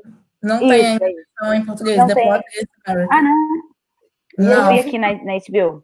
E aí eu vi aqui que os criadores do Game of... E o Game of Thrones, de certa forma, mais fantasiosa ainda, é isso. Porque tem gente que tá achando que a Idade Média era Game of Thrones. Que, sabe assim, tem gente hoje em dia que vê Game of Thrones e acha que aquilo ali é a Idade Média. Te juro, tem gente que acha que é isso. A Idade Média... Sabe? E eu tava vendo que os criadores do Game of Thrones, eles tinham um projeto que era sobre os confederados, como se na Guerra Civil Americana tivesse tido um racha e, enfim, e aí os escravagistas tivessem ganhado uma parte dos Estados Unidos e eles tinham esse projeto, sabe? E foi uma grita danada. A Cassiana comentou aqui no Bastardos Inglórios também, mas essa continua nisso. Não, é isso. Como é que a realidade, o que a gente pode fazer com a realidade? Bastardos Inglórios, claro, Bastardos Inglórios. Mas então, foi qual a utilidade, né? Sim, essa é a provocação. A provocação. Né? Como que a gente vai fechar? Mas, enfim. Não vai fechar, meu vinho tá cheio, ó. A gente acabou. O meu não vai acabar, eu já mostrei para vocês que não acaba. Gente, o bar da Alice tem um bar. Ela vai dar uma festa para todo mundo que está vendo aqui, vai estar convidado. Mas, eu acho que é interessante esse revisitar o passado, tanto para um lado de happy end, que é no caso, né, desse, Hollywood, outro, um caso, um bad end, né, que é esse do Man in the High Castle, né, que é os nazistas tendo ganhado a guerra. Eu acho que é interessante esse movimento, que a gente veio também de uma leva de futuros distópicos, né? A gente veio de uma leva assim, de futuros distópicos, indo agora uma de revisitar o passado. Eu acho que talvez tenha a ver com aquelas loucas tramando teoria. Pode ter a ver com esse eterno retorno, né? Com essa sensação de que os ciclos estão se repetindo, né? E eu acho que talvez a gente agora, de uns tempos para cá, esteja entrando num ciclo que, para quem está mais ou menos com essa idade, entre, sei lá, 35 e 55 anos, vamos pensar, seria a idade de... Estou fazendo teoria total achismo, tá? Mas de quem está um pouco num certo estágio da carreira de tomar decisão, enfim, que estamos começando a ver indícios de coisas se repetindo, né? Do passado se repetindo, de situações que talvez a gente tivesse uma sensação de que não se repetiriam nunca, porque o mundo rodaria para frente, e eu acho que a gente talvez esteja numa época um pouco com essa sensação de que a história se repetir. E de déjà vu, de repetição da história. Tem sentido. Tem essa questão da repetição, né, sem dúvida, de que a história é cíclica, e aí é importante, né, a gente, ainda que minimamente possa fazer ajustes para que no novo ciclo alguma coisa se repita de uma maneira diferente, mas tem aquilo que eu acho que já falei até com vocês, assim, da necessidade do uso da indústria, né, audiovisual para melhorar a imagem do homem branco. Né? Branco no sentido da pessoa que é o que está no topo dali do exercício do poder que a branquitude perpetua. Né? Então, refazer eu chamo esse tipo de série não só daquela que dá vontade de comer brigadeiro e ficar assistindo, que isso eu concordo, né? Eu revejo Dawson's Creek com esse pique, né? Friends, nananã, mas também é uma série, tipo, que eu chamo de punheta. Porque não é nem siririca, gente, é punheta. Porque é uma coisa do alto, do prazer ali, né? Masculino, tipo, do alto prazer, e como que você faz aquilo ali se tornar cada vez mais prazeroso, mais gostoso, para dar sentido cada vez mais àquilo que a gente está fazendo, né? Como roteiristas, como criadoras do audiovisual, a gente está fazendo uma coisa e a gente precisa achar sentido nisso. Então, o que eu vejo ali, por isso que eu falei que essa série é recheada também de White Savior, é uma coisa de elevar ao pedestal as iniciativas individuais, ainda que na possibilidade, né? E trazer isso para um contexto histórico, e conversando com a provocação da Alice, um contexto histórico é trazer para a realidade, é dizer assim, olha, pode ser feito, né? E é porque eu estou mostrando que pode, né? Tem essa coisa da realidade, da realidade ficcional como verdade. Então, tentar imprimir a ficção como verdade é o grande propósito da indústria do audiovisual, né? E pega muito mal a gente não fazer isso em prol daqueles que estão no poder, entendeu? Então, como que a gente pode fazer? Eu acho que hoje a indústria está operando um pouco nesse sentido. Ela está tentando ali redimir as pessoas que já estão no poder de uma maneira e trazendo outros agentes, sem dúvida, mas trazendo outros agentes até certo ponto. Né? A gente tem nessas séries todas aí que a gente já discutiu, né? Que a gente trouxe o Pose, né? Que é do próprio Muff, né? E tudo mais. Você vai ver se não está ali entranhado a estrutura que se quer redimir. E também, e falando concretamente da nossa, uma coisa que eu fiquei pensando é, tipo, faz uma série sobre Hollywood, mas sobre Hollywood nos anos 50, mas faz a série hoje, em 2020. E aí, como é que eu faço? Estava pensando isso, como é que o cara vai fazer a série, colocar a questão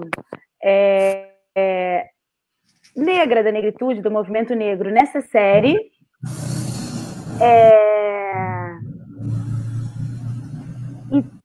e poder ter... Sim, não, tudo bem, eu não tô, eu não estou dizendo que ela coloque, mas eu acho que ela tenta colocar. Ela tenta colocar. Eu acho que ela tenta, porque assim, se você falar, escolhe aí uma história de Hollywood dos anos 50 para você contar. O que seria as ideias mais fáceis? Tipo, qual foi a história de Hollywood dentro de Hollywood que poderia ser contada facilmente? Sei lá, a história sei lá, do Tennessee Williams, da Vivian Leigh. Poderiam falar, então vamos contar a história da Vivian Leigh. Podia, vou fazer mas ele fez isso. Mas o Ryan Murphy fez isso. Desculpa. Fala. Não, mas aí... A história lá da Joan... Ele fez... E eu acho que ele fez isso também com outras coisas mais recentes até. Quando ele faz isso com American Horror Story, quando ele faz isso com o assassinato do Gianni Versace, ou O.J. Simpson, onde ele resgata uma personagem que tinha entrado para a história, a advogada do O.J. Simpson, que na época foi quase, tipo, sabe, quase taxada como uma inimiga das mulheres, quase, e que ele resgata essa personagem, sabe? Personagem que defendeu o cara, né? Eu tenho essa, eu fiquei pensando até que ponto que não é simplesmente a vontade de colocando melhor ou pior, ou inclusive não colocando simplesmente aparentemente colocando um ponto de vista sobre o racismo, um ponto de vista sobre a questão negra em Hollywood, de forma melhor ou pior, mas tá ali, podia ser toda branca. Melhor ou pior, ele coloca aquilo ali. E eu não sei até que ponto tem a ver com isso, assim, com a necessidade pura e dura de a falta de qualquer outra ideia para que isso esteja. Para que, se for falar do hoje, partindo... eu não sei o que veio primeiro. Eu não acho que veio primeiro... eu acho que veio primeiro. Faz aí uma série sobre Hollywood dos anos 50. A gente pode achar trilhares de motivos, né? E aí ele mexe ali... Fazer aquilo ali. E é difícil, a gente nunca vai saber qual que foi a motivação. Eu acho que tem muitas pessoas que estão atuando nas brechas, né? Que a gente fala muitas brechas e tudo mais, para trazer algumas discussões, né? E fazendo uso do seu espaço de poder para trazer essas discussões. Mas a gente também não pode achar que é totalmente ingênuo, sabe? Que a pessoa é totalmente ingênua e desculpar essa pessoa. Tipo assim, que a gente passa pano, né? A gente também não pode passar um pano porque ele trouxe de maneira plana, né? Claro. A gente, é óbvio que a gente faz... a gente, no lugar, quando a gente está lá vestindo os sapatos, né? É que se fala, tradução literal. Uhum. Produtor, do audiovisual, a gente também faz aquilo que pode. A gente, enquanto roteirista, faz aquilo que pode. A gente, enquanto produtor, a gente faz aquilo que pode. Nem sempre aquilo que pode é o melhor. Sim. Mas as críticas vão vir e a discussão ela vai estar sempre em aberto. Mas também a gente não pode achar que a pessoa mas não estava passando pano, não. Pelo contrário. Pelo contrário. Nesse caso, eu não estava passando pano, não. Em outros, talvez. Mas, pelo contrário, estou falando justamente isso. Assim, me parece... às vezes me parece muito menos rebuscado no sentido do tipo, vou apresentar aqui uma espécie de final alternativo para a história do audiovisual nos Estados Unidos, muito menos isso do que simplesmente agora como é que eu vou me virar nos 30, que eu vou fazer uma série de Hollywood, como é que eu vou ficar mais ou menos bem aqui para fazer uma série de Hollywood dos anos 50 e, ao mesmo tempo, ser atual. E, ao mesmo tempo, falar de coisas que já não é possível não falar, sabe? Eu acho que... Não é passando pano, eu, pelo menos, tipo, o contrário. Mas, então, estamos com 1h30 de live. A Ana tá... Não, eu acho que a gente tem que ter... Tá. Mas eu acho que a gente poderia, talvez... fazer um exercício de tentar finalizar. E os telespectadores ansiosos, aonde vai dar isso, né? Aqueles telespectadores estão assim naquele momento. Qual vai ser o desfecho? Já está meio, tá, gente? Quando a Alice saiu com essa super questão, eu achei que ela fosse falar o que ela falou ontem, quando Maíra não estava, que foi... Isso ela não falou ontem, Maíra. Que foi a coisa de que o programa... sim! Ai, eu adoro! Eu não vi! Depois eu vou complementar com uma outra coisa que eu vi também. É o seguinte, Maíra, no primeiro episódio, o Art fala que vendeu um roteiro a $100. E eles ganham $100 no programa de prostituição. Então, quer dizer... Tipo, um programa, uma noite... Um programa tá valendo... Um programa tá valendo roteiro. Mas, gente, a verdade foi ainda. E isso se confirma quando ainda mais ele fala assim, quando o Rock fica com o Art... O homem negro, acho que tá valendo mais se prostituir. Quando o Rock fala com o Art e o Art fala... você está falando... Eu sou roteirista, você está falando com a pessoa menos poderosa de Hollywood. Adoro essa cena maravilhosa. Isso é um pouco, realmente, a nossa realidade. Porque a gente se sente muito poderosa, por um lado, quando a gente está escrevendo. Parece que, tipo, uau, meu Deus. Sou eu que estou criando. Sem mim, não nada disso. Quanto poder eu tenho? Não, e muitas vezes, não sei aí, mas aqui muitas vezes a gente é realmente a primeira pessoa a trabalhar e a última a cobrar. Mas tudo bem, isso é para outro tipo de live. Mas enfim. Ou não também, ou não. Mas se a gente fosse escrever a nossa, né? Tipo, a nossa Hollywood brasileira. Eu vou sugerir para a gente terminar, cada uma falar rapidamente. Ai, meu Deus. Qual personagem que você é? Tipo BuzzFeed, sabe? Não, eu não sei fazer isso. Qual personagem eu seria ali? Não sei. Eu vou começar porque eu pensei um pouco. Vai, então fala. Eu sou... eu sei qual eu sou. Eu sou o Raymond, cara. Meio iludido. Você é Raymond, você é total Raymond. Você Qual que é o Raymond? Peraí, qual que é o Raymond? É o diretor. É o diretor. Ah, o diretor maravilhoso. Eu sou o Rock Hudson. Eu sou total. Eu sou o Rock Hudson. Não sei. É meio assim, tipo... Eu sou, tipo... atriz. Não estou entendendo nada do que está acontecendo. Tipo, até agora eu não entendi. Tipo, tenho 39 anos vou fazer. E não entendi nada até agora. Eu me sinto assim. Talvez eu não seja, mas eu me sinto um pouco assim. Não, você não é assim. Não é. Você eu não sei. Em termos de identificação ali, eu acho que eu não me peguei com ninguém ali, assim. Eu também não, na verdade, mas... A minha preferida, posso ter uma preferida. Gente, a Kim Cage, a senhorinha que treina os atores, gente. Eu amo essa muito. Ai, meu Deus, maravilhosa aquela personagem. Maravilhosa. Com o cara, com o cafetão lá. Melhor final. E a gente achando que ele ia morrer, tá aí uma coisa, né? A gente sempre acha que vai dar merda. A gente achando que ele ia morrer. Nem a merda que a gente achou que ia dar, dava. Deu outra, mas não deu essa. E você, Maíra? Quem que você é nesse BuzzFeed? Então, eu sou um pouco uma Alice, cara. Não sei se eu não me identifico com ninguém ali, sabe? E seria muito clichê, muito óbvio, esperar que eu falasse que eu me identifico com qualquer personagem negro, justamente porque a gente está discutindo quão planas elas são, sabe? Então, é puxada essa pergunta, é bem difícil. É um exercício que eu vou deixar para casa. Mas... Não, para casa, né? Até porque eu vou falar assim, para mim é óbvio que eu sou o Art, né? Roteirista negro, é óbvio que eu sou, e é óbvio que eu passo por questões como ele passa, né? Tipo assim, vou aqui vou vender meu roteiro aqui por $100 mesmo, quer tirar meu nome, tira, quer, não sei o que, muda, porque isso, afinal de contas, é o meu andar. Tem que fazer. Então, acho que a constituição, afinal, é essa, na verdade. É essa, assim.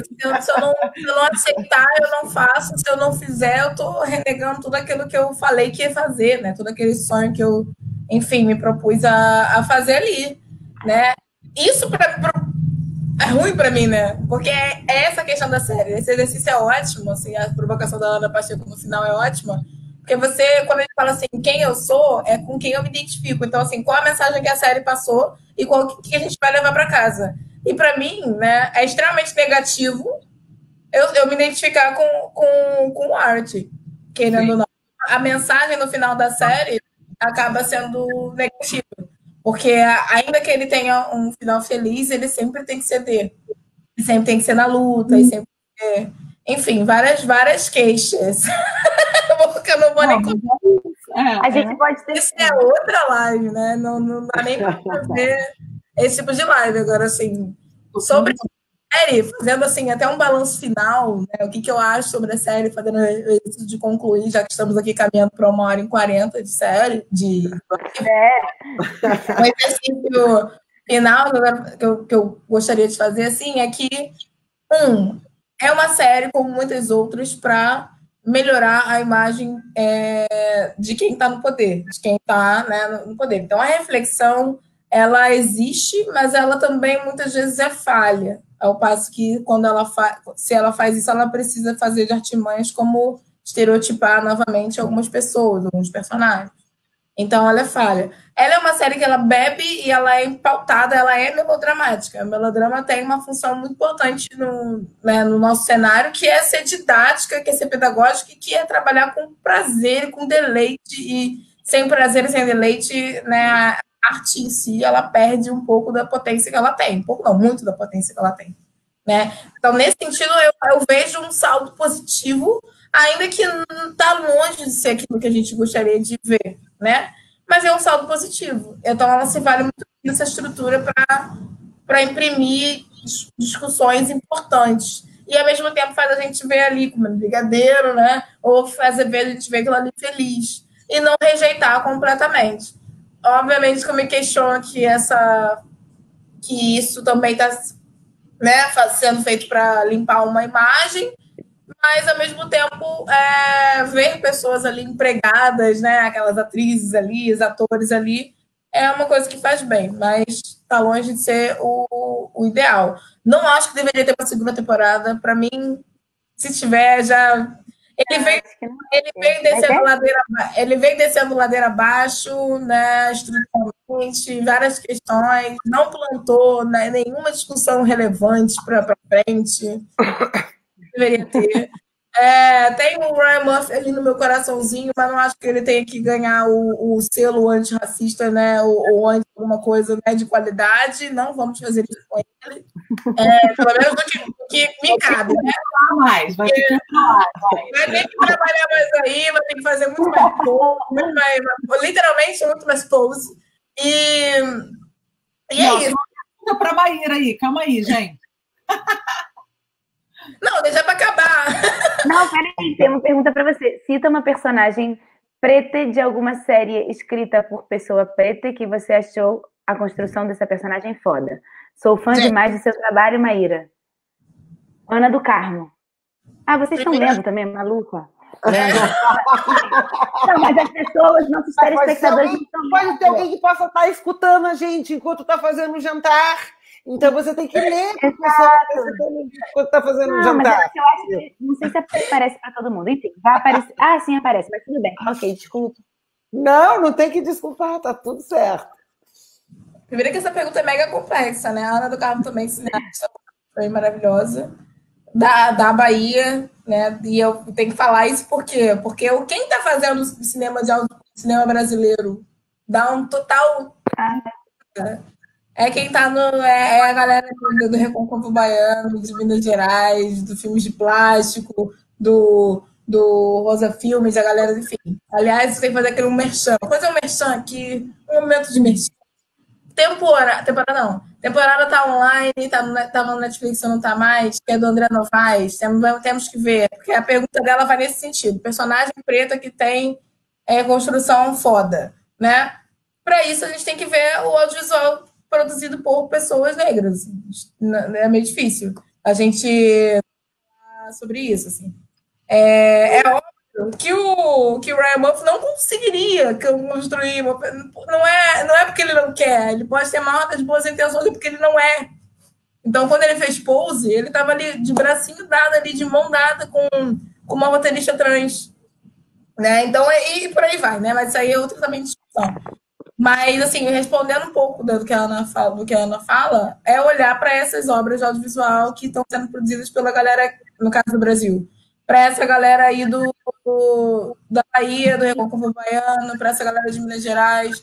Acabou a galera que produziu o Café com Canela, né? A Glenda Nicásio e o Ari Rosa. 3 filmes deles, a partir de hoje, até o final do mês, se eu não me engano, tá no YouTube. Então, tá Café com Canela, tá Ilha. Gente, se a gente falando aqui de Hollywood, não teria como não citar Ilha. Ilha é um longa-metragem que traz toda uma perspectiva, uma visão, uma metalinguagem sobre o que é fazer audiovisual, o que é motivação. Então, assim, fechando essa live, acho que quem está assistindo deveria ir procurar no YouTube Ilha, porque é muito foda, e traz essa questão no sentido do porquê. Para que fazer audiovisual em meio a tanta merda que a gente está fazendo, sabe? A gente está vivendo. Porque é um pouco isso que dá uma sensação assim, às vezes, tipo assim, por que eu tô fazendo série? Por que eu tô fazendo novela? Por que eu tô fazendo filme se o mundo tá caindo na minha cabeça? Na minha e na de todo mundo, né? Porque é o mesmo mundo que a gente vive.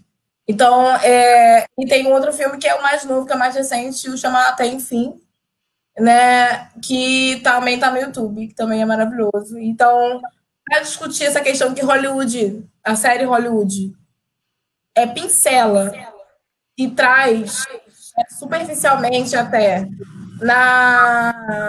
nessa questão da construção do que é o audiovisual, do que poderia ter sido, do que a gente pode mudar e para além daqueles individuais, porque a gente fica muito assim, nessa série, para fechar também, se eu tô falando pra caralho já.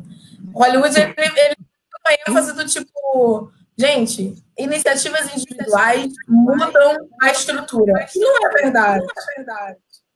Sabe?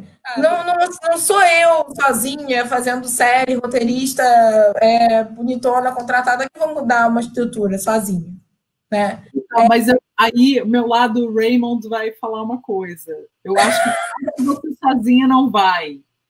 Mas eu acredito que pequenos movimentos vão fazendo, e vão mudando o imaginário, né? Eu acho que o nosso papel está sempre querendo ir além, querendo puxar. Eu acho que é isso mesmo, entendeu? A gente tem que puxar, não basta só trazer a questão e se a protagonista nos anos 50. Não, tem que fazer isso de outra forma. Eu acho que isso tudo concordo com você. Mas tem um outro lado que eu acho que sim faz diferença. Eu acho que sim faz diferença. Mas a gente também não pode achar que as iniciativas individuais são... E aí, até pensando no que a série traz a primeira-dama, gente. A primeira-dama... Eleonor, não sei qual Roosevelt. Dizendo que ela... Não, e ela pega basicamente fala assim, tipo assim, ela tira a responsabilidade dela, tudo bem que a primeira-dama... passa para arte. E passa para arte.